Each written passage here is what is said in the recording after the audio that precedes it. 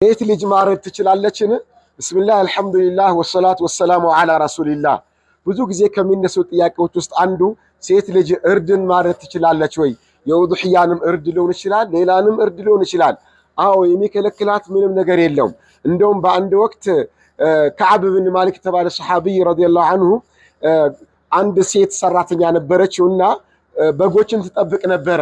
አንድ በግ ታማባት ሳትበክትባት አረደቻት።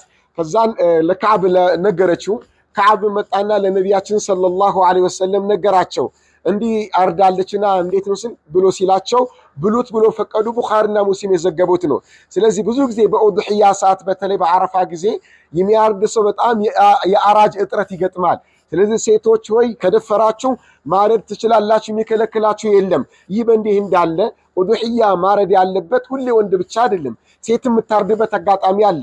የቤት አስተዳዳሪ ከሆነች ወይም ሀብት ካላት ባሏም እያረደ አስተዳዳሪው አባቷም እያረደ ሀብት ካላት አጅሩን ፍለጋ እሷ ራሷ ኡድህያ ነይታ ልታርድ ትችላለች። ኡድህያ የነየተ ሰው ደግሞ እርዱን ለኡድህያ የነየተውን እርድ ራሱ ቢያርድ በጣም ተመራጭነት ተወዳጅ ነው። ነብዩም ሰለላሁ ዐለይሂ ወሰለም የተገበሩት ይህን ነው። ሰውን ቢወክል ደግሞ የወከሉ ሰው ሊያርድለትም ይችላል እላችኋለሁ። ወጀዛኩሙላሁ ኸይረን ወሽኩራን።